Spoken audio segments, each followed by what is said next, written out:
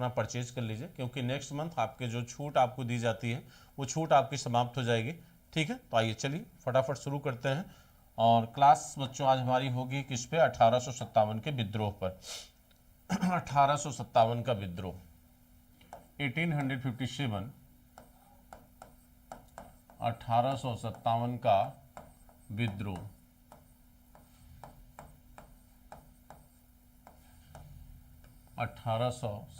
का विद्रोह। ठीक है, तो चलिए सभी लोग जुड़ गए बच्चों, और वेरी गुड। सभी लोग बच्चों लिंक को शेयर कर दीजिए जहां भी आप लोग जैसे भी जुड़े हैं, और एक बार वीडियो को लाइक कर दें ताकि क्लास को बेहतर तरीके से कंटिन्यू किया जा सके। ठीक है, मैं भी इसकी लिंक को शेयर कर दे रहा हूं, आप लोग भी बच्चों।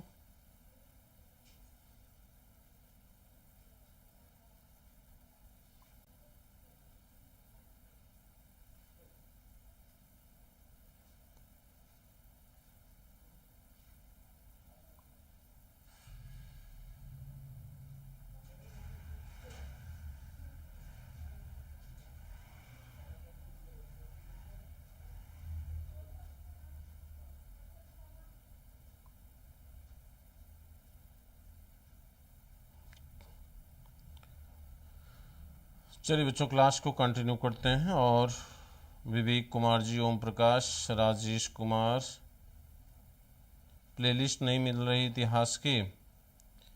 नहीं बेटा, होना चाहिए। जीतू साक्या जी, होना चाहिए प्लेलिस्ट, आप देख लीजिए थोड़ा सा। ठीक है,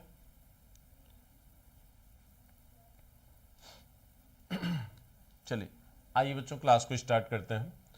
1857 का विद्रोह कहा जाता है। विद्रोह 1857 के विद्रोह का महत्व बच्चों इस बात में है कि इस विद्रोह ने कहीं न कहीं अंग्रेजों को इस बात का एहसास कराया कि हिंदुस्तान में अभी भी कुछ शक्तियां बची हुई हैं, लेकिन उसके साथ साथ यह भी एहसास कराया बच्चों कि भारत को किस तरीके से कंट्रोल किया जा सकता है। क्योंकि 1857 के विद्रोह ने कहीं न कहीं हमारे अंदर की जो राजनीतिक परिस्थितियां थी उसको उजागर कर दिया ब्रिटिश सरकार के सामने।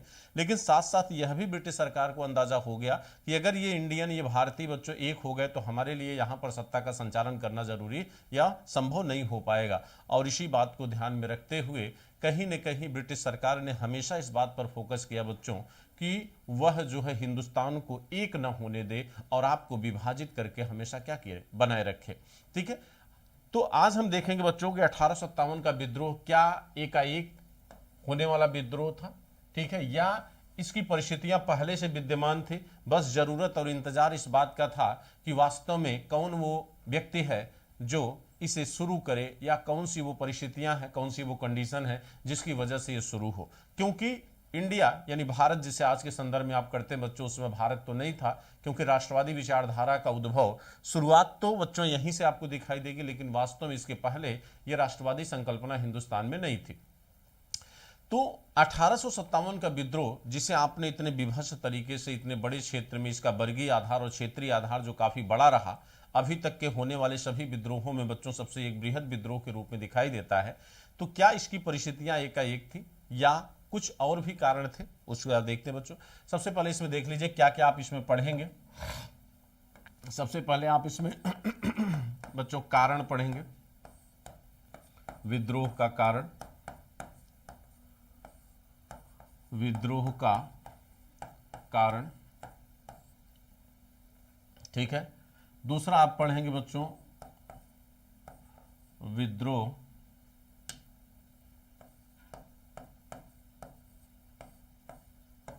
विद्रोह का स्वरूप,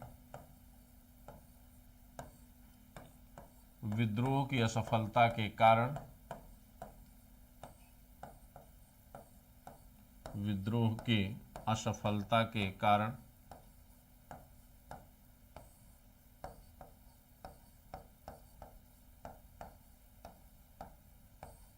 और अगला होगा आपका विद्रोह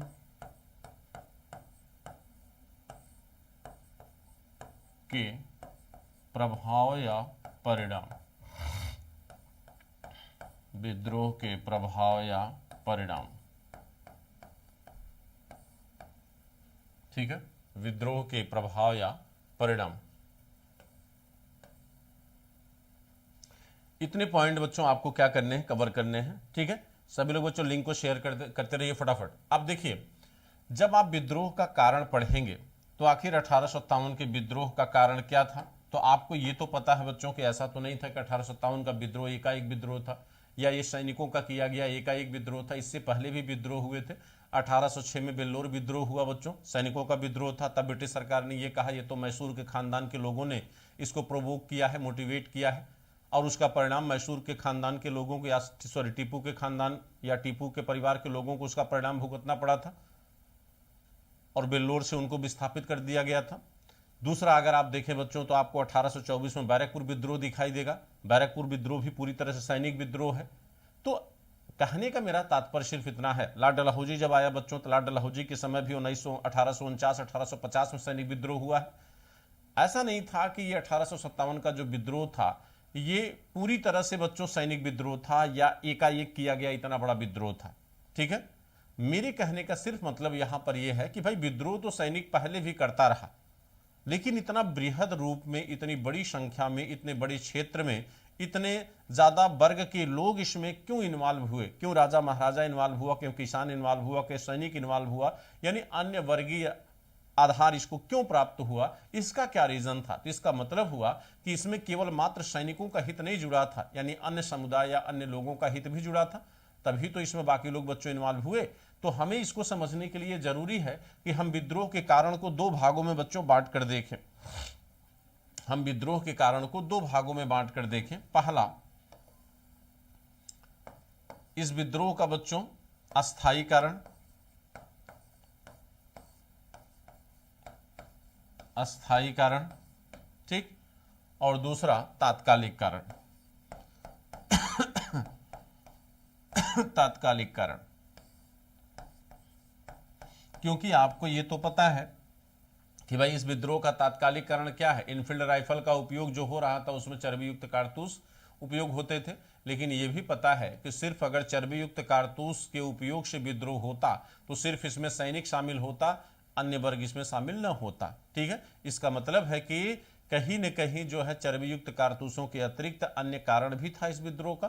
तो अन्य कारणों को जानने के लिए हमें यह जानना होगा कि इस विद्रोह के अस्थायी रीजंस क्या थे, इसके अस्थायी कारण क्या थे, इसके अस्थायी रीजंस क्या थे बच्चों। ठीक, तात्कालिक कारण तो सभी को पता है, तो अस्थायी कारण जानने के लिए इसका एक चार्ट बनाना होगा जिसमें आपको जानना होगा सैनिक कारण, भाई सैनिक क्यों नाराज हुआ, सैनिक कारण। दूसरा जानना होगा बच्चों इसके सामाजिक और धार्मिक कारण क्या थे, भाई समाज का अन्य वर्ग इसमें क्यों शामिल था, सामाजिक धार्मिक कारण। तीसरा आपको जानना होगा इसके राजनीतिक कारण क्या है, इसके राजनीतिक कारण क्या है। चौथा आपको जानना होगा इसके आर्थिक कारण क्या है। तो जब तक हम इसके अस्थायी रीजंस या अस्थायी कारण को नहीं जानेंगे बच्चों तब तक हमें समस्या होती रहेगी। तो राजनीतिक कारण, सामाजिक कारण, सैनिक कारण, ठीक, और अलग से आप देखेंगे क्या, तात्कालिक कारण। ठीक, तो यहां पर हमें एक एक करके हमें क्या करना बच्चों, डिस्कस करना है, एक एक करके हमको इसको डिस्कस करना है। बच्चों सभी लोग वीडियो को लिंक शेयर कर दीजिए, ठीक है, सभी लोग लिंक को शेयर कर दीजिएगा।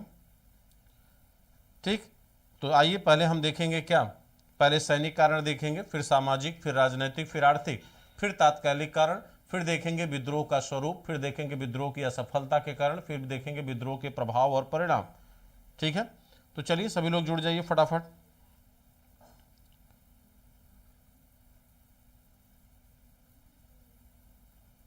झारखंड मूवमेंट, थैंक यू इसके लिए, थैंक यू बेटा, थैंक यू सभी को थैंक यू।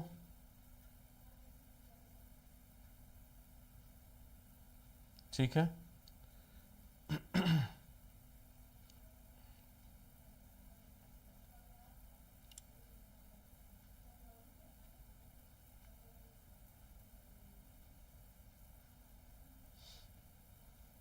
चलिए अब देखते हैं बच्चों एक करके हम सैनिक कारण। कारण देखिए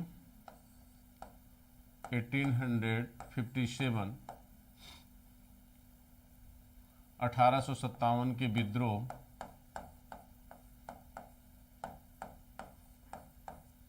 विद्रोह का अस्थायी कारण, 1857 के विद्रोह का अस्थायी कारण। ठीक है, अस्थायी कारण में पहला कारण देखना है सैनिक कारण। भाई सैनिक क्यों नाराज था, सैनिक कारण क्या हो सकता है 1857 के विद्रोह में, आखिर सैनिक क्यों नाराज था, सैनिकों ने विद्रोह क्यों किया, इसके क्या रीजन थे। आपको पता बच्चों, भारत में ब्रिटिश सरकार की जो सेना थी उसमें अधिकतम भारतीय थे, 8:1 का सैनिक अनुपात था, 8 भारतीय होते थे तो एक कौन था, अंग्रेज थे। ऐसे में मैक्सिमम आबादी किसकी थी बच्चों, भारतीय सैनिकों की थी। और ये हिंदुस्तान की संस्कृति की एक सबसे बड़ी पहचान है बच्चों कि अपने ही लोग अपनों पर गोली चलाने के लिए तैयार थे। और आज के किसान आंदोलन में भी वो चीजें आप देख सकते हो।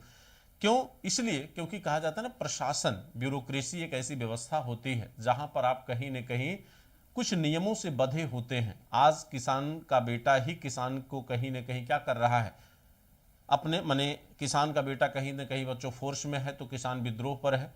एक बेटा बाप को क्या कर रहा है, कंट्रोल कर रहा है, इस विद्रोह में आप देख सकते हैं। लेकिन वहां दोनों अपने कर्तव्यों से बंधे हुए हैं, दोनों अपने दायित्वों से बंधे हुए हैं। उसी तरह 1857 के विद्रोह में भी बच्चों यह सैनिक जो अपने दायित्व से बंधा हुआ था, किससे, ब्रिटिश सरकार से, ये अपने ही लोगों पर गोली चलाता था। लेकिन एक स्थिति ऐसी आई जहां पर कुछ सैनिकों ने क्या किया, विद्रोह किया। और वो सैनिक 1857 के विद्रोह में पूरी तरह से भाग लिए। आखिर इनकी नाराजगी का क्या कारण था, क्या वो परिस्थितियां फिर से उत्पन्न हो सकती हैं, क्योंकि आज आपको सोशल मीडिया पर कुछ ऐसे वीडियोस देखने को मिल जाएंगे जहां सैनिक भी इस बात से बेहद आहत है, दुखी है कि उसका पिता, उसका भाई, उसका परिवार सड़कों पर है इतने दिनों से, 1 महीने, 1.5 महीने, 2 महीने होने जा रहे बच्चों। वो भी कहीं न कहीं सरकार के नियमों से आहत है। लेकिन क्या सच्चाई है, क्या वास्तविकता है, वो अलग बात है। लेकिन अगर हम यहाँ से तुलना करें, इसमें विद्रोह में आप देखेंगे कि ज़्यादातर सैनिक जो है बच्चों वो अवध क्षेत्र से शामिल है। ज़्यादातर सैनिकों की संख्या जो है वो अवध क्षेत्र के सैनिकों की है।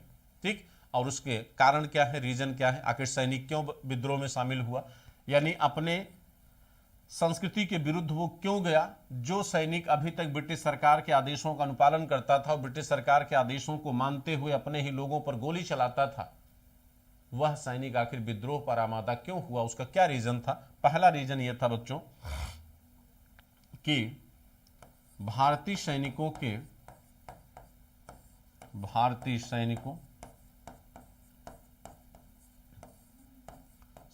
के साथ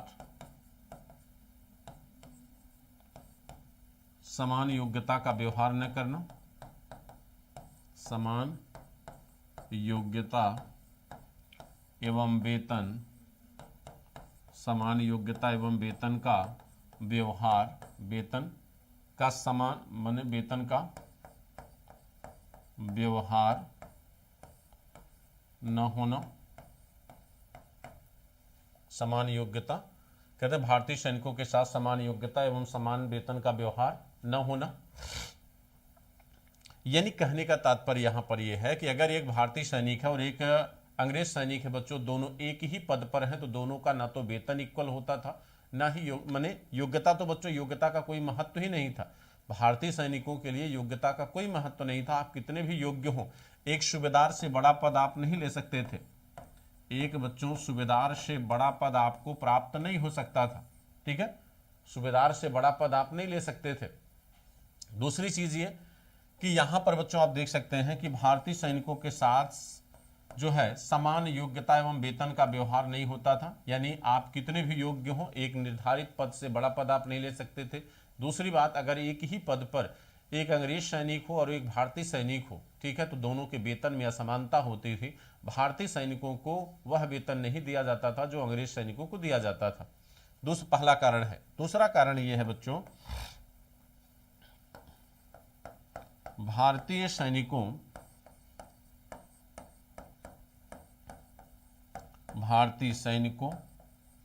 को धर्म एवं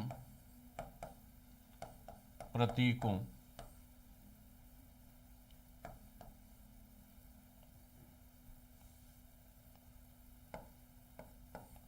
धार्मिक चिन्हों एवं प्रतीकों, धार्मिक चिन्हों एवं प्रतीकों, धार्मिक चिन्हों एवं प्रतीकों के उपयोग के लिए क्या किया गया था, प्रतिबंधित किया गया था। धार्मिक चिन्हों एवं प्रतीकों के उपयोग के लिए प्रतिबंधित किया गया था।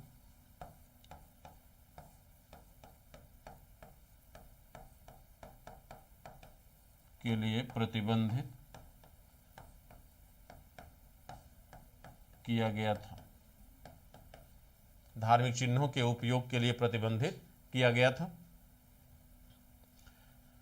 भाई कोई भी भारतीय सैनिक बच्चों, जैसे पंजाबी है पगड़ी नहीं बांध सकता था, बाली नहीं लगा सकता था, पंडित है चंदन नहीं लगा सकता था। इस तरह से धार्मिक प्रतिबंध लगाए गए थे कि आप अपने प्रतीकों का उपयोग नहीं कर सकते हैं। ठीक। अच्छा, दूसरी सबसे बड़ी बात, सैनिकों में बच्चों एक भ्रम ये फैल रहा था कि ये अंग्रेज जो है हमारा धर्मांतरण कराना चाहते थे। ये राम और रहीम के नाम पर बच्चों सैनिकों के साथ अपशब्द उपयोग किए जाते थे। इनके भगवान को, इनके ईश्वर को गाली दी जाती थी इन अंग्रेज सैनिकों के साथ, सैनिकों के द्वारा बच्चों। इससे कहीं न कहीं सैनिकों में एक माने ब्रिटिश सरकार को या उनकी सत्ता को लेकर एक रोष था, एक विरोध था जो कई दिनों से सुलग रहा था। क्योंकि अगर आपके ईश्वर को, धर्म बच्चों आस्था का विषय होता है, धर्म पे जो कहीं न कहीं आप तर्क नहीं कर सकते, अगर धर्म पे आपके वार होता है तो आपको तकलीफ होना है। यहां पर वही ब्रिटिश सरकार कर रही थी बच्चों। तो सैनिक इस बात से भी क्या था, आहत था। तीसरा पॉइंट ये है, सैनिकों का दोहरा भत्ता बच्चों समाप्त कर दिया गया था। सैनिकों का दोहरा भत्ता लॉर्ड डलहौजी ने समाप्त कर दिया। सैनिकों का दोहरा भत्ता सरकार ने क्या किया, समाप्त किया। ये क्या होता था बच्चों, जैसे सैनिक होता था बच्चों, उसे भत्ता दिया जाता है, आज भी आप पाते हो। लेकिन जब ये विदेशों में लड़ने जाता था, जैसे बैरकपुर गया या जैसे बर्मा गया, नेपाल गया, अफगानिस्तान गया, तो यहां पर जो रंगरूट या जो सैनिक बच्चों युद्ध में जाते थे, उन सैनिकों को अतिरिक्त वेतन भत्ता दिया जाता था। उन सैनिकों को बच्चों अतिरिक्त वेतन भत्ता दिया जाता था, यानी दोहरा वेतन भत्ता दिया जाता था। लेकिन ब्रिटिश सरकार ने बच्चों, लॉर्ड डलहौजी ने इस दोहरे भत्ते को क्या कर दिया, समाप्त कर दिया। तो इससे भी सैनिक क्या थे, नाराज थे। ये भी एक रीजन था सैनिकों के विरोध का या इनके नाराज होने का। इसके अतिरिक्त बच्चों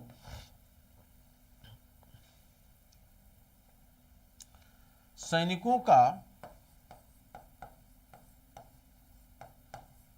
धर्मांतरण, धर्म नष्ट होने का भ्रम, सैनिकों के धर्म नष्ट होने का भ्रम, यह भी बच्चों एक भ्रम था। कहा जाता है कि 1824 का जो विद्रोह हुआ था, बैरकपुर विद्रोह बच्चों सैनिकों का, वह इसी वजह से हुआ था। ठीक, क्योंकि सैनिकों में, भारतीय संस्कृति में, वैदिक धर्म में यह कहा गया है बच्चों कि अगर आप समुद्र की यात्रा करेंगे तो ये क्या है, पाप है।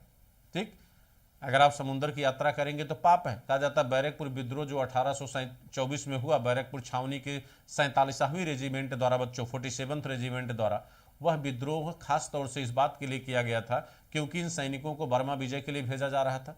और बर्मा विजय जाने का मतलब है कि समुद्र की यात्रा करना जरूरी था। इन सैनिकों ने यात्रा करने से क्या कर दिया, मना कर दिया, और यहां पर इन्होंने विद्रोह किया था। अच्छा, एक घटना बच्चों और आपको बता दूं, कहा जाता सीताराम नामक एक व्यक्ति जो है अफगानिस्तान विजय पर गया था। अफगानिस्तान विजय से जब वह व्यक्ति बच्चों लौट कर आया तो उसके गांव ने उसको तड़ीपार कर दिया बच्चों, उसको लोगों ने अपने समाज में एक्सेप्ट ही नहीं किया। ठीक, तो कहीं न कहीं सैनिकों को इस बात का डर और भय लगा रहता था कि कंपनी के शासन में हमारा धर्म जो है वो सुरक्षित नहीं है। बात समझ रही नहीं। और अक्सर जो नए रंगरूटों की भर्ती होती थी, उन नए रंगरूटों को बच्चों विदेश सेवा पर ही भेज दिया जाता था सामान्य तौर से। तो यहां पर यह समस्या उत्पन्न हो रही थी बार बार। तो ये चीजें आप देखेंगे बच्चों, इन कारणों की वजह से जो सैनिक है बच्चों, वो क्या है, आहत है। वो पहले से ही पीड़ा में है, दर्द में है। और ऐसे में एक नई समस्या पैदा हो गई बच्चों, चर्बी युक्त कारतूस की। जो पहले से सैनिक भ्रमित है, जो पहले से आहत है, पहले से विरोध की भावना उसके अंदर पनप रही है, उसे चिंगारी का काम कौन करेगा बच्चों, चर्बी युक्त कारतूस करेगा। तो ये तो रहा सैनिक। भाई इस वजह से सैनिक नाराज है। और सबसे बड़ी संख्या में सैनिक कहां से शामिल हुआ, अवध क्षेत्र से शामिल हुआ, क्योंकि सैनिकों की संख्या सबसे ज्यादा अवध से थी भी। तो सबसे अधिक जो सैनिक शामिल हुए बच्चों, वो कहां से शामिल हुए, अवध क्षेत्र से शामिल हुए। ठीक है। अब इसके अतिरिक्त हम देखेंगे बच्चों कि आखिर हमारे जो राजा महाराजा शामिल हुए बच्चों, उनके क्या रीजन थे, उनके क्या कारण थे, राजाओं महाराजाओं के, वो क्यों शामिल हुए इस विद्रोह में, उनके क्या रीजन थे।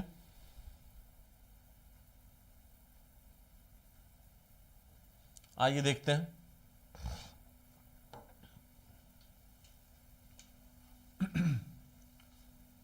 राजनीतिक कारण क्या थे?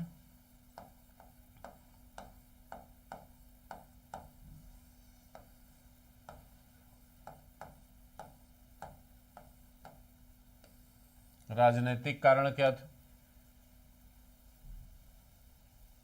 अब देखिए, राजनीतिक कारण में बच्चों यहां पर, भाई राजनीतिक कारण में अगर आप गौर से देखें बच्चों तो सबके कारण अलग अलग आपको दिखाई देंगे।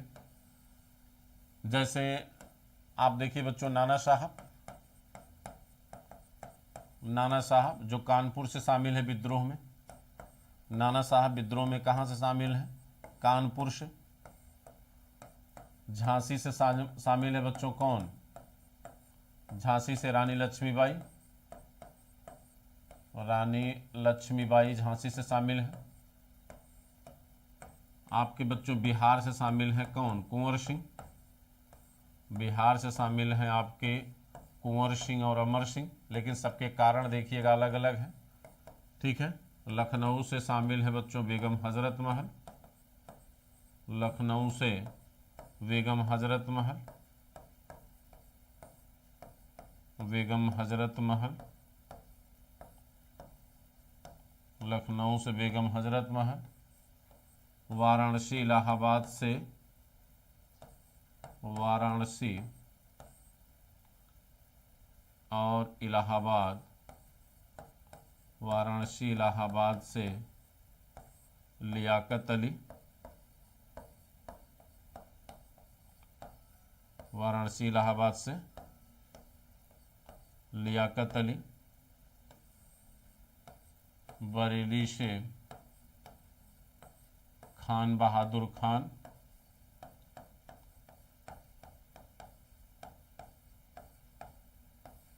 खान बहादुर खान थे। फैजाबाद से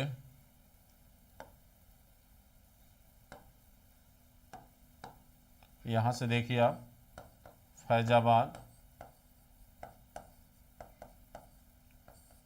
मौलवी अहमदुल्ला।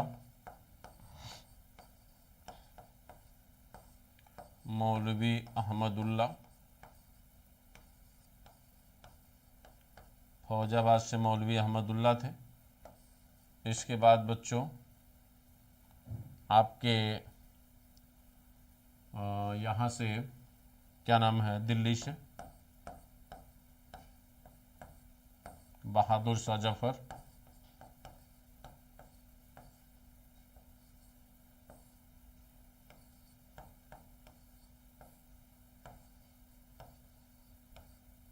बहादुर शाह जफर। और उड़ीसा से बच्चों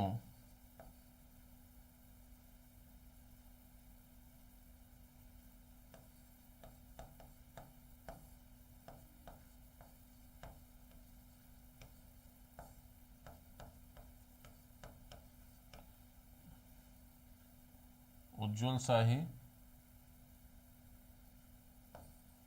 सुरेंद्र शाही और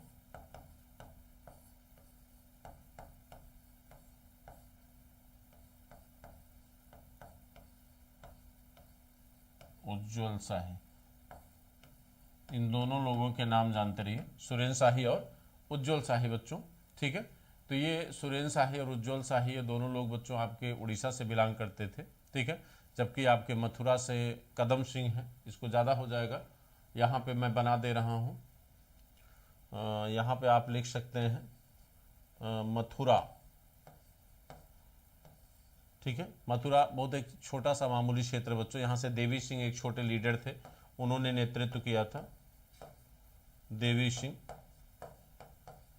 ठीक है। और आप पंजाब की अगर बात करें बच्चों, पंजाब में एक छोटे क्षेत्र में हुआ था जहाँ पर वजीर खां ने नेतृत्व किया था, वजीर खां।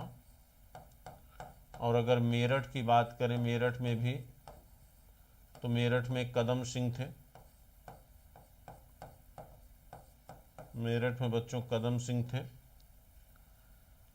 और अजीमुशान आपके बच्चों अजीमुल्ला खां, उनका नाम था फतेहपुर। अजीमुल्ला खां बच्चों आपके फतेहपुर में थे, उनको यहां लिख दे रहा हूं, फतेहपुर, फतेहपुर अजीमुल्ला खां।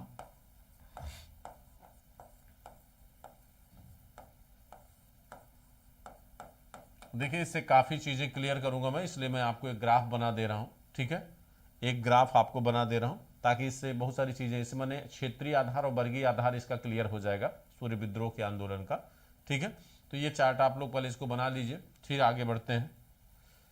चार्ट बनाइए इसको फटाफट बच्चों, चार्ट को कंप्लीट कर लीजिए।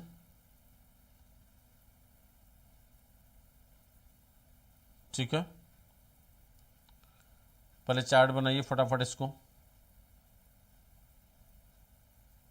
नहीं सर्वेश्वर जी, क्लास 8 PM पर ही रहेगी। एक्चुअली हमारी इस समय थोड़ा सा काफ़ी प्रॉब्लम चल रही है, ठीक है, गले में काफ़ी दिक्कत है, इस वजह से मैं जो है क्लास इधर 2-3 दिन ले नहीं पाया जो है, तो आज कम से कम सोचा कि आज ले लूँ, नहीं तो आप लोग भूल जाओगे।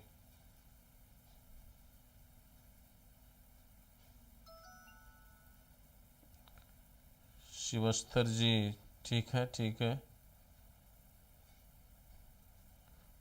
ठीक, रानी अवंतीबाई मंडला से, ठीक है बच्चों। चलिए आगे बनाते रहिए, इसको बना लीजिए पूरा आप लोग।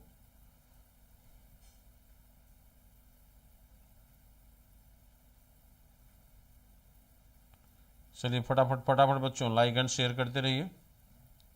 नहीं टाइम 8 बजे से ही रहेगा, हमारी क्लास की टाइम 8 PM से रहेगी, ठीक। ये तो 2-3 दिन क्लास नहीं लिया था, इसलिए मैं आज क्लास ले रहा हूँ, ठीक है,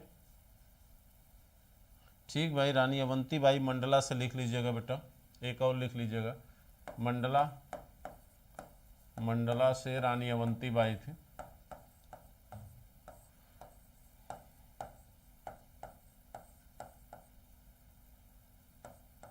रानी अवंतीबाई। अब देखिए इसमें क्या क्या चीज़ें आपको देखना है, उसको ज़रा ध्यान समझिए।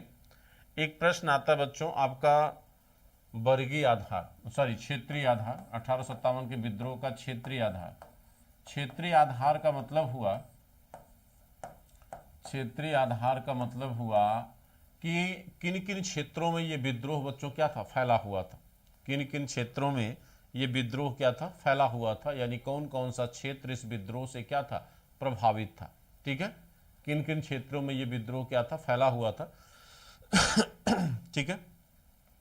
तो अब यहां पर आप देख सकते हैं भाई, क्षेत्र की अगर हम बात करें बच्चों तो कानपुर है, झांसी है, बिहार है, लखनऊ है, वाराणसी है, बरेली है, ठीक है, मथुरा है, मेरठ है, ठीक, आपका बच्चों फैजाबाद है, ठीक, फतेहपुर है। इतने क्षेत्रों की अगर हम बात करें तो ये सारे के सारे क्षेत्र बच्चों आपके उत्तर प्रदेश के हैं वर्तमान।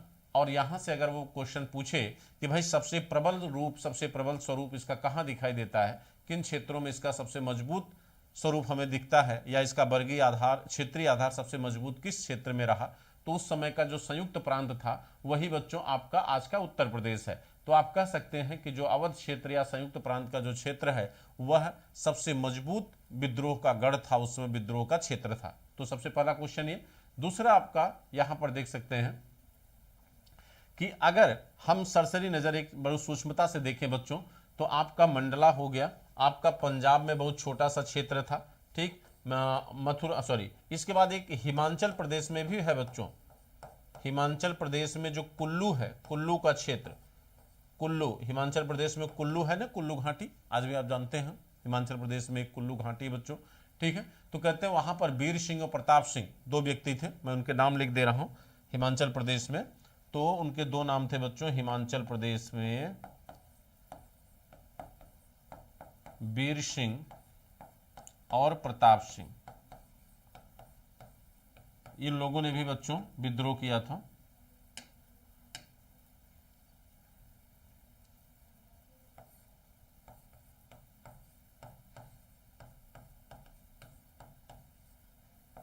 वीर सिंह और प्रताप सिंह, ठीक है। अब यहां पर आप देखिए, कहते हैं कि वीर सिंह और प्रताप सिंह, ठीक है बच्चों, वीर सिंह और प्रताप सिंह जो है ये दो लोगों ने कुल्लू क्षेत्र में विद्रोह किया था, हिमाचल प्रदेश के, ठीक है, वहां पर इन्होंने विद्रोह किया था। और इसे आप देख सकते हैं बच्चों कि अगर वर्गीय आधार, क्षेत्रीय आधार की अगर हम बात करें तो क्षेत्र के आधार पर देखेंगे तो सबसे प्रबल रूप इसका संयुक्त प्रांत और उत्तर प्रदेश में दिखेगा।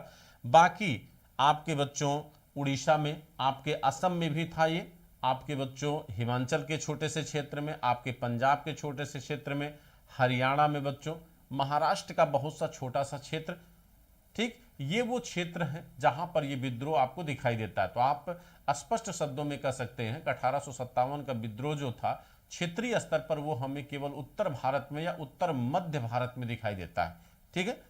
अब अगर आपसे ये कहा जाए कि भाई किन क्षेत्रों में यह विद्रोह सबसे कमजोर रहा, यानी कहां पर इसका अस्तित्व ही नहीं था, तो आप कहोगे दक्कन क्षेत्र। दक्कन क्षेत्र यानी दक्षिण भारत का जो क्षेत्र रहा है वह, वहां पर यह विद्रोह सबसे कमजोर रहा। अच्छा, दूसरी बात अगर ये पूछा जाए कि एग्जैक्टली आप बताइए कि कौन सा स्थान ऐसा है, तो आप कहोगे मद्रास। मद्रास में ये विद्रोह जो है पूरी तरह से बच्चों क्या था, दिखाई नहीं दिया। मद्रास एक ऐसा क्षेत्र है जहां पर यह विद्रोह पूरी तरह से नहीं था। अच्छा, उसका कारण क्या था? कारण यह था बच्चों कि मद्रास प्रेसिडेंसी वहां पर बच्चों अपने पूरे प्रबल स्वरूप में थी। तो मद्रास प्रेसिडेंसी उस समय पूरी तरह से ब्रिटिश सरकार के अधीन थी और काफी पहले से वो अधीन हो चुकी थी, पिछले लगभग 60 70 80 वर्षों से बच्चों, 1800 कर्नाटक विद्रोह के बाद। तो एक लंबे समय से चूंकि मद्रास प्रेसिडेंसी ने दक्षिण भारत पर अपना एक प्रभाव जमा रखा था, इसलिए वहां के लोगों में कहीं न कहीं ये मानसिकता बच्चों पनप चुकी थी पहले से ही कि नहीं, कंपनी के अधीन रहना। तो वहां पर जो है इस तरह की चीजें आपको दिखाई नहीं देंगी। लेकिन अगर हम इन क्षेत्रों की बात करें बच्चों, तो ये कानपुर या ये रानी लक्ष्मीबाई या बेगम हजरत महल, इनके साथ बच्चों तुरंत यानी अभी जल्द में ही कुछ ऐसी राजनीतिक घटनाएं हुई जिसकी वजह से इन्हें बच्चों ये माने विद्रोह करना पड़ा, ठीक है। अगर हम स्पष्ट शब्दों में कहें तो कहीं न कहीं आप कह सकते हैं कि लॉर्ड डलहौजी की डॉक्ट्रिन ऑफ लैप्स की नीति और लॉर्ड वेलेस्ली की जो सहायक संधि की नीति थी बच्चों, जो ब्रिटिश सरकार के साम्राज्यवाद का सबसे बड़ा प्रतिबिंब थी, जो ब्रिटिश सरकार के साम्राज्यवाद का बच्चों सबसे बड़ा प्रतिबिंब थी, उसका हेलो हेलो तो यहां पर बच्चों आप देख सकते हैं कि ब्रिटिश सरकार के साम्राज्यवाद को आगे ले जाने में सबसे बड़ा योगदान जो है कहीं न कहीं लॉर्ड वेलेस्ली और लॉर्ड डलहौजी का रहा। तो आपके विद्रोह के लिए रिस्पॉन्सिबल भी सबसे ज्यादा बच्चों यही दो लोग थे। आपके इस विद्रोह के लिए सबसे ज्यादा रिस्पॉन्सिबल भी यही दोनों लोग थे, ठीक है।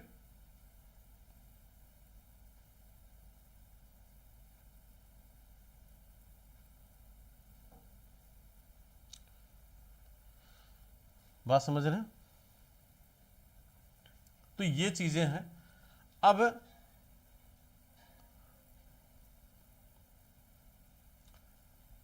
आइए देखते हैं आखिर रीजन क्या था। नाना साहब क्यों नाराज थे बच्चों इस विद्रोह में? भाई नाना साहब क्यों नाराज थे, इन्होंने क्यों विद्रोह में कानपुर से नेतृत्व किया? राजनीतिक कारण की बात कर रहा हूं बच्चों, राजनीतिक कारण।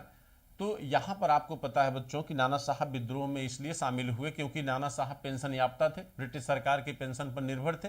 और आपको याद होगा कि इनके पिता हुआ करते थे बालाजी दूती। नाना साहब की नाराजगी का कारण बच्चों इनके पिता बालाजी दूती थे। बालाजी दूती जो अंतिम पेशवा माने जाते हैं मराठों में, बालाजी दूती अंतिम पेशवा थे मराठों में, ठीक। और ये बालाजी दूती बच्चों सहायक संधि कर लिए किससे? लॉर्ड वेलेस्ली से। और सहायक संधि करने के बाद पूरा मराठा राज्य दे दिया किसको? ब्रिटिश सरकार को। और ये पेंशन याफ्ता बन गए। इनको 26 लाख पेंशन मिलती थी वार्षिक बच्चों, इनको 26 लाख वार्षिक पेंशन मिलती थी, इनको 26 लाख वार्षिक पेंशन मिलती थी,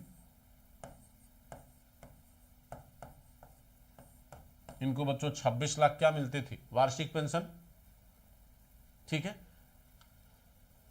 यहां पर बच्चों जब ये बालाजी द्वितीय की मृत्यु होती है तो बालाजी द्वितीय के मरने के बाद इनके दत्तक पुत्र हुआ करते थे कौन? नाना साहब। नाना साहब का मूल नाम बच्चों धोधुपंत था। नाना साहब का मूल नाम क्या था? धोधुपंत। इनका मूल नाम बच्चों धोधुपंत था, ठीक है। कहा जाता है कि नाना साहब को लॉर्ड डलहौजी जब गवर्नर जनरल बनकर आया बच्चों, तो डलहौजी ने नाना साहब की पेंशन को क्या कर दिया? बंद कर दिया। डलहौजी बच्चों नाना साहब की पेंशन को क्या करता है? बंद कर देता है, ठीक। नाना साहब की पेंशन को ये क्या करता है, बंद करता है। अब नाना साहब इस बात से बच्चों क्या थे, नाराज थे, और ये उस पेंशन पर अपना अधिकार मानते थे, हक मानते थे, क्योंकि ये इनके पिताजी की पेंशन थी और उस पेंशन के उत्तराधिकारी अपने आप को मानते थे। लॉर्ड डलहौजी ने कहा, भाई ये वादा हमने आपके पिता बाजीराव द्वितीय के साथ किया था, आप उनके वास्तविक पुत्र तो हो नहीं, इसलिए हम आपकी पेंशन क्या करेंगे, रोकेंगे।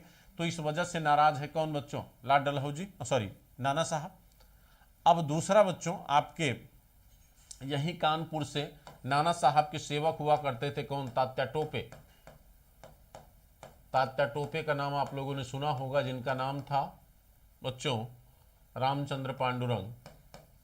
इनका नाम था रामचंद्र पांडुरंग।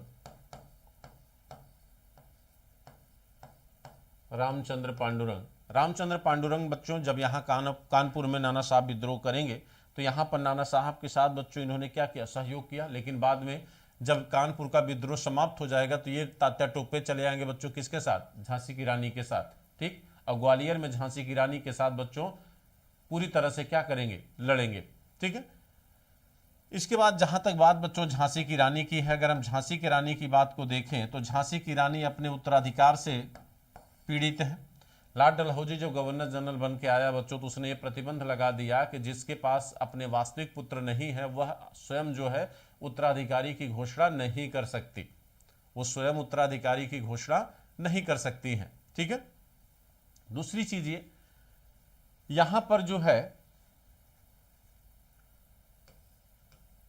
ठीक है, उत्तराधिकारी की घोषणा नहीं कर सकती हैं। और सबसे बड़ी बात बच्चों कि झांसी की रानी जो है, कहा जाता है कि इनके पास भी वही समस्या थी बच्चों। एक तो इनकी रियासत को डलहौजी ने क्या किया बच्चों, छीन लिया, रियासत को छीन कर अपने में शामिल कर लिया।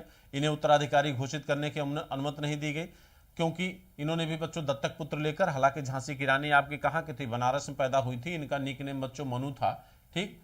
जब इनको उत्तराधिकारी घोषित करने की अनुमति नहीं दी गई और झांसी को अधिग्रहित कर लिया लॉर्ड डलहौजी ने बच्चों, तो ये अपनी समस्या की वजह से शामिल हुई, ठीक। इनकी समस्या ये थी कि इनकी जागीर छीन गई थी। कुंवर सिंह को आप देखिए, उनकी जागीर भी छीन लिया था लॉर्ड डलहौजी ने बच्चों, जितनी भी जागीरें थी उनका विलय कर लिया लॉर्ड डलहौजी ने अपने राज्य में। तो कुंवर सिंह अपनी जागीर चले जाने की वजह से नाराज है।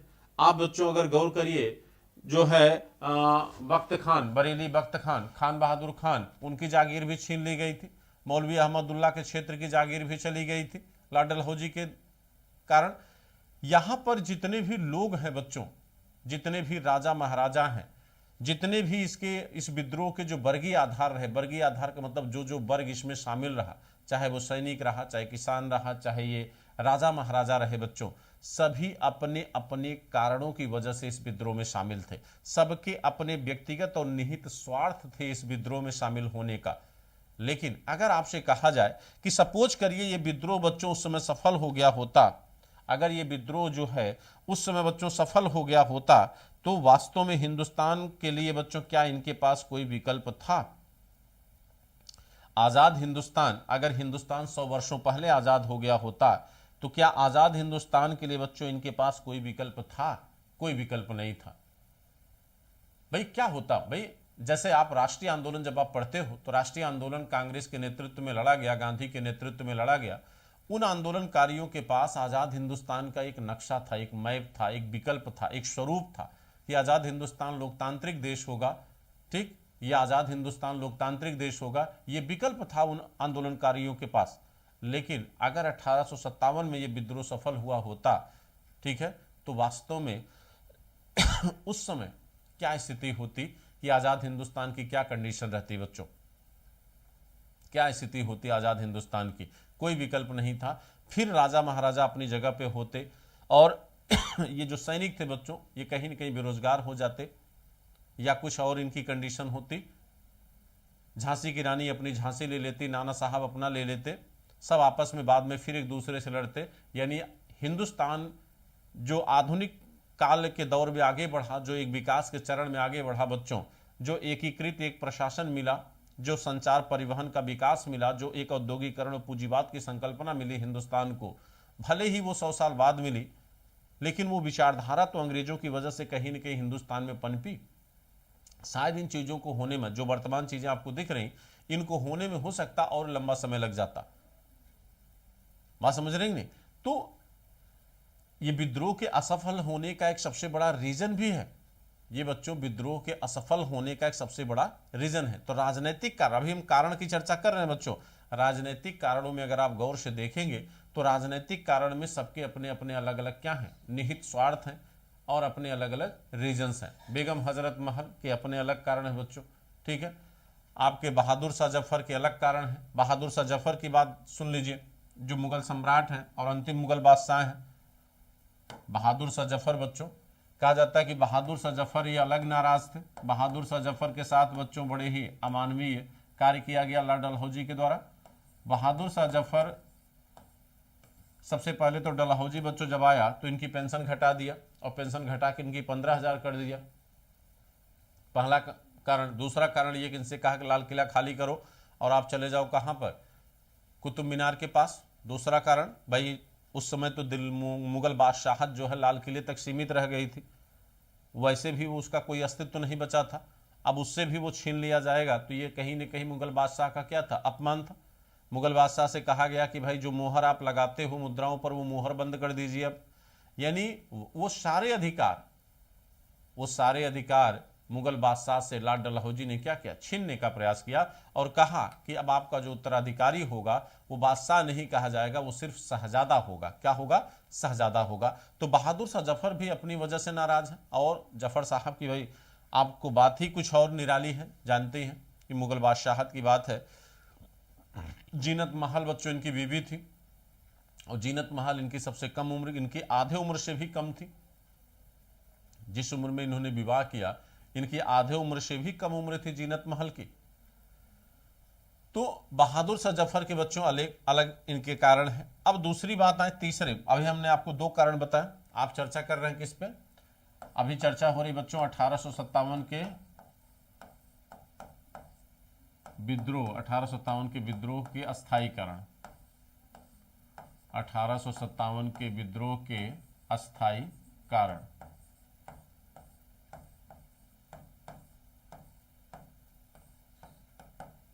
1857 के विद्रोह के अस्थायी कारण, ठीक है। अब यहां पर आप देख सकते हैं, अभी तक हमने चर्चा किया सैनिक कारण की,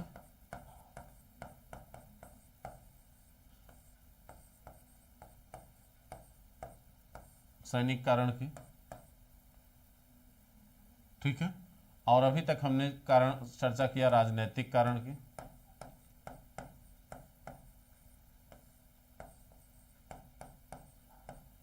और अब चर्चा करेंगे बच्चों आर्थिक कारण की।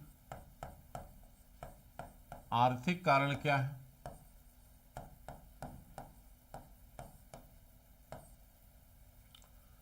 भाई आर्थिक कारण में सबसे बड़ी समस्या है ब्रिटिश सरकार की भू राजस्व नीति। ब्रिटिश सरकार की भू राजस्व नीति, और आप जानते हैं इनकी बच्चों भू राजस्व नीति क्या थी। इनकी भू राजस्व नीति में 3 तरह की नीतियां आपको दिखेंगी। एक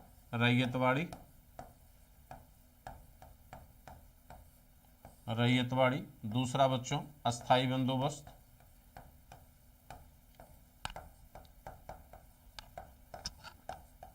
अस्थाई बंदोबस्त, तीसरा महालवाड़ी,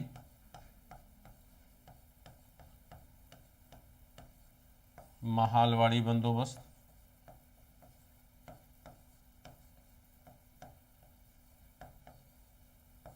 महालवाड़ी बंदोबस्त, रैयतवाड़ी, अस्थाई बंदोबस्त और महालवाड़ी बंदोबस्त, ठीक है। और यहां पर आपको पता बच्चों कि चाहे रैयतवाड़ी व्यवस्था रही हो जो ब्रिटिश सरकार के कुल भूभाग के 51% भूभाग पर लागू थी, अस्थाई बंदोबस्त ब्रिटिश सरकार के 30% भूभाग पर, और महालवाड़ी अस्थाई बंदोबस्त 19% और महालवाड़ी 30% भूभाग पर। और आप बच्चों देख लीजिए तो तीनों व्यवस्थाएं जो ब्रिटिश सरकार के द्वारा लागू की गई भारत में, इन तीनों व्यवस्थाओं में किसानों का शोषण बच्चों निहित था, ठीक। किसान भारत का पूरी तरह से क्या हो रहा था, शोषित हो रहा था। इसको डिटेल में पढ़ाया हूँ शायद, और नहीं पढ़ाया हूँ तो आपको बच्चों ये पढ़ाऊंगा फिर से मैं। लेकिन अगर मैं आपको बता दूं कि अगर आपको पता होगा बच्चों कि जो अस्थाई बंदोबस्त है, ब्रिटिश सरकार का जो अस्थाई बंदोबस्त है, इस ब्रिटिश सरकार के अस्थाई बंदोबस्त को ही अगर आप गौर से देख लें, मिशन आईएएस, भाई यहां पर इसको ऐसे देखो बेटा ना, इसको ऐसे देखिए, भू राजस्व में, भू राजस्व प्रणाली में 3 प्रणाली ब्रिटिश सरकार ने अपनाई थी। 3 प्रणालियों में आपका पहले है रैयतवाड़ी, जो मद्रास के 12 महल जिले से शुरू हुई थी, मद्रास के 12 महल जिले से, मद्रास के 12 महल जिले से। ठीक, अब कितने परसेंट भूभाग पर रैयतवाड़ी बच्चों, रैयतवाड़ी 51% भूभाग पर। ब्रिटिश सरकार के जितने भारत के जितने क्षेत्रों पर ब्रिटिश सरकार ने बच्चों अपना अधिकार किया था, उसके 51% भूभाग पर रैयतवाड़ी लागू थी। ठीक, और इसे लागू करने का श्रेय कर्नल रीड एवं टॉमस मुनरो को दिया जाता है। कर्नल रीड एवं टॉमस मुनरो को दिया जाता है। ठीक है, कर्नल रीड और टॉमस मुनरो को दिया जाता है। दूसरा, आपको यह भी पता बच्चों, यहां पर कर की जो दर थी रैयतवाड़ी में, ये 1/2 थी। अगर हम दर की बात करें तो 1/2 थी। आप महालवाड़ी की बात करते हैं बच्चों, महालवाड़ी व्यवस्था, महालवाड़ी जो है कुल 30% भूभाग पर लागू थी, 30% भूभाग पर लागू थी। कर की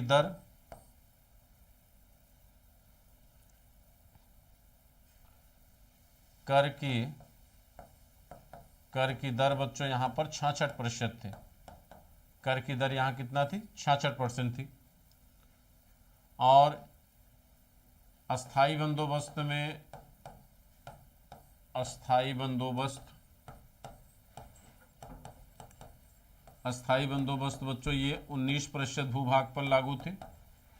कर की दर यहां पर 10/11% थी, 10/11 भाग ब्रिटिश सरकार कर लेती थी। और अस्थाई बंदोबस्त आपका बंगाल, बिहार, उड़ीसा में लागू था, वाराणसी को भी शामिल कर लीजिए। मध्य भारत, पंजाब में आपका महालवाड़ी, रैयतवाड़ी बच्चों दक्षिण भारत को लेते हुए, बंबई को लेते हुए इन क्षेत्रों में लागू किया गया था।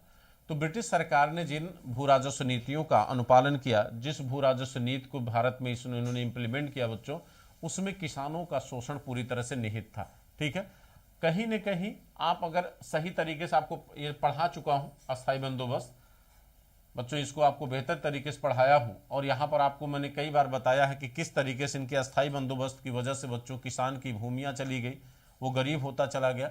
ठीक है, और जमींदार, इनको यहां पर एक ऐसा वर्ग मिल गया जो कहीं न कहीं ब्रिटिश सरकार का सपोर्टिव वर्ग था। आप इसे दीवार कह सकते हैं, क्योंकि जब जब किसान विद्रोह करेगा वो किसके विरुद्ध करेगा, जमींदार के विरुद्ध करेगा। अस्थाई बंदोबस्त में भूमि का मालिक किसको माना गया, जमींदार को माना गया। जमींदार पर भी इन्होंने हमेशा बच्चों नियंत्रण बनाए रखने की कोशिश किया। जमींदार भी हमेशा दबाव में रहता था। लॉर्ड कॉर्नवालिस ने उसके लिए क्या किया था, सूर्यास्त कानून लागू किया था बच्चों, जिसकी वजह से वह हमेशा क्या होता था, प्रेशर में रहता था। तो यहां पर भी बच्चों कहीं न कहीं जमींदार के लिए जो है, जमींदार और किसान दोनों के लिए बच्चों यहां पर समस्या थी। लेकिन जमींदार चूंकि लाभ से जुड़ा था, इसलिए जमींदार बच्चों हमेशा ब्रिटिश सरकार के हित में बना रहा। तो ओवरऑल अगर देखा जाए तो अस्थाई बंदोबस्त आपके जहां लागू है बच्चों, बंगाल, बिहार, उड़ीसा क्षेत्र में लागू था। ठीक है, कहीं न कहीं उत्तर भारत में बच्चों जो अवध का क्षेत्र है, वहां का किसान ज्यादा शोषित था। ठीक है, ब्रिटिश सरकार की आर्थिक नीतियों से परेशान तो हर जगह का किसान है बच्चों, लेकिन यहां पर अगर टैक्स की दर देखें तो 10/11 है।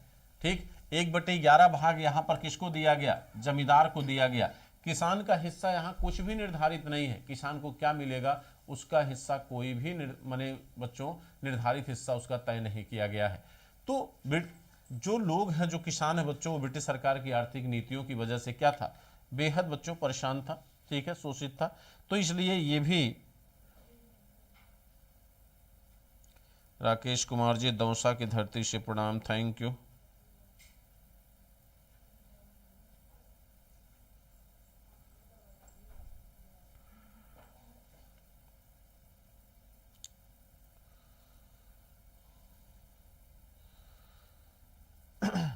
चलिए अब इसके बाद आप देखें बच्चों तो सामाजिक कारण, सामाजिक कारण में अगर आप गौर करें तो ब्रिटिश सामाजिक कारण क्या है, सामाजिक कारण में दो बड़े मूल कारण हैं बच्चों, ईसाई मिशनरियों का आगमन, ईसाई मिशनरी का आगमन,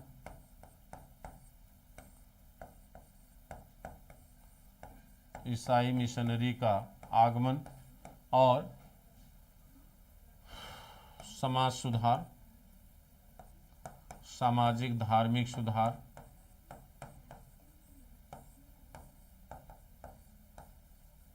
सामाजिक धार्मिक सुधार। बच्चों सामाजिक कारण क्या है, आप अगर गौर करिए तो 1813 के चार्टर एक्ट से भारत में ईसाई मिशनरियों के आगमन को अनुमति दी गई। 1813 के चार्टर एक्ट से भारत में ईसाई मिशनरियों के आगमन की क्या दी गई, अनुमति दी गई। और ये ईसाई मिशनरियां जब भारत आई तो इनका दो उद्देश्य था। एक उद्देश्य ये था बच्चों ब्रिटिश शिक्षा का भारत में प्रसार करना, कैसी शिक्षा, अंग्रेजी शिक्षा, ठीक, और दूसरा ईसाई धर्म का प्रचार,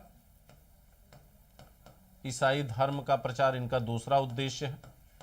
अब आप अगर गौर करिए ये मिशनरियां बच्चों ऐसा क्यों करना चाहती हैं, ऐसा इसलिए करना चाहती हैं क्योंकि अगर आप अंग्रेजी शिक्षा से शिक्षित हुए तो आप रंग से, आप जो है धर्म से, भले ही बच्चों आप भारतीय रहें लेकिन बच्चों अगर गौर करिए तो आप विचारधारा से कहीं न कहीं क्या हो जाएंगे, अंग्रेज हो जाएंगे, ठीक है। तो यहाँ पर ब्रिटिश सरकार का मूल उद्देश्य यही था कि वो रंग से, रूप से आप भले भारतीय बने रहो लेकिन विचारधारा से आप क्या बन जाओ, अंग्रेज बन जाओ। क्यों, इसलिए क्योंकि अगर आपकी विचारधारा अंग्रेजियत की होगी, ठीक, तो आप एक्सेप्ट करोगे कि यूरोपीय संस्कृति बेहतर है हमारी संस्कृति से, और वहाँ की वस्तुएं, वहाँ का रहन सहन खान पान बेहतर है हमसे, तो वहाँ के गुड्स की, वस्तुओं की डिमांड आपके जीवन में क्या होगी, बढ़ेगी। आप वहाँ की वस्तुओं को अपनाना शुरू करोगे तो इससे उनका क्या होगा, आर्थिक लाभ होगा। यानी वो वैचारिक स्तर पर एक अंग्रेज बनाना चाहते थे आपको, ठीक है। और दूसरा धर्मांतरण, धर्म को अगर बच्चों परिवर्तित कर दिया जाए, अगर आप ईसाई धर्म को स्वीकार कर लेते तो ऑटोमेटिक आप क्या हो जाते, उन्हीं की विचारधारा के हो जाते। तो यहाँ पर कहीं न कहीं ईसाई मिशनरियां बच्चों एक नाराजगी का कारण थी। इनके द्वारा दोनों कार्य जो किए जा रहे थे, इससे भी भारतीय समाज काफी आहत था, काफी परेशान था, ठीक है। सामाजिक धार्मिक सुधार भारत में जब शुरू हुआ बच्चों, तो सामाजिक धार्मिक सुधार में भी ब्रिटिश सरकार ने बड़े स्तर पर सहयोग दिया। और ब्रिटिश सरकार को अगर आप गौर करें तो ब्रिटिश सरकार यहाँ पर भाई सती प्रथा के उन्मूलन अधिनियम लाया गया राजा राम मोहन राय के द्वारा, ब्रिटिश सरकार के सहयोग से ही। विधवा पुनर्विवाह अधिनियम 1856 में लागू किया गया ईश्वरचंद्र विद्यासागर की मदद से बच्चों, वो भी ब्रिटिश सरकार के सहयोग से। दास उन्मूलन किया गया, वो भी ब्रिटिश सरकार के सहयोग से। यानी जिन नियमों को, जिन परंपराओं को हम कई वर्षों से, कई सदियों से जिनका अनुपालन करते चले आ रहे हैं, आप एकाएक आकर उनको बच्चों कहीं न कहीं सामाजिक और धार्मिक बुराई बताकर प्रतिबंधित कर दे रहे हो, दंडनीय अपराध बना दे रहे हो। तो जो रूढ़िवादी समाज है हिंदुस्तान का, और मैक्सिमम उस समय का समाज ऐसा ही था, तो उनको तो आप आहत कर रहे हो ना भाई। वो ये थोड़ी नहीं समझ रहा कि आप अच्छा कर रहे हो, उसकी नज़रों में तो आप उसके नियमों को तोड़ रहे हो, आप उसके धार्मिक और सांस्कृतिक नियमों में हस्तक्षेप कर रहे हो, और ये वो बर्दाश्त नहीं करेगा बच्चों, ठीक है। तो कहीं न कहीं ब्रिटिश सरकार द्वारा जो सामाजिक धार्मिक सुधार आंदोलन में हस्तक्षेप किया गया भारत के, वो भी इसकी नाराजगी का बच्चों क्या था, एक कारण था, ठीक है। तो ये सामाजिक रीजन थे, धार्मिक रीजन थे, जिसकी वजह से वो नाराज था बच्चों। और जातीय और सांस्कृतिक प्रतीकों और चिन्हों का उपयोग करने की मनाही थी, ये भी नाराजगी का कारण था, ठीक। तो बहुत सारे जो धार्मिक स्तर पर जो भूमियां दी गई थी उनको छीन लिया गया था, ये भी नाराजगी का कारण था। तो अभी जो हमने चर्चा किया बच्चों, आज हमने अभी पहला सेगमेंट, एक सेगमेंट हमने आपको चर्चा किया है। जैसे हमने आपको कहा कि भाई 1857 के विद्रोह में, 1857 का विद्रोह जो होगा, ठीक, इस विद्रोह में आपको क्या क्या पढ़ना है, हम एक बार फिर से आपको, तो हमने बताया भाई कारण पढ़ना है। कारण में हमने दो कारण आपको बताए थे कि भाई आप पहले अस्थाई कारण पढ़ोगे, अस्थाई कारण पढ़ेंगे, फिर हम पढ़ेंगे तात्कालिक कारण, ठीक है। अस्थाई कारण के बाद हम क्या पढ़ेंगे बच्चों, तात्कालिक कारण पढ़ेंगे।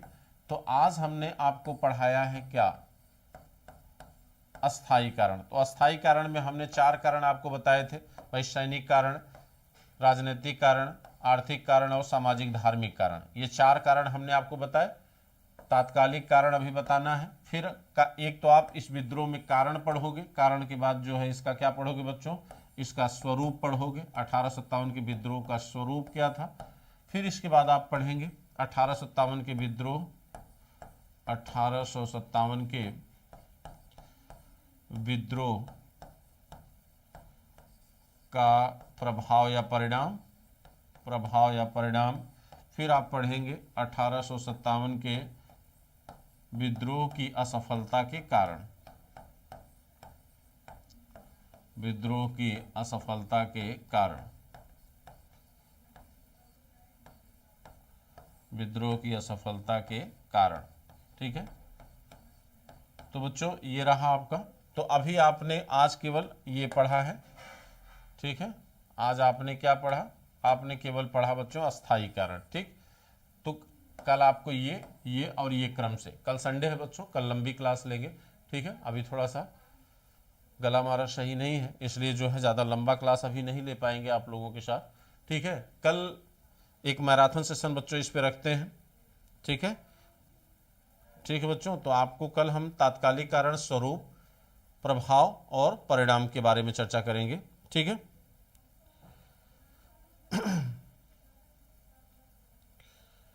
ठीक, बाकी और कोई तकलीफ दिक्कत हो तो बताएं आप लोग।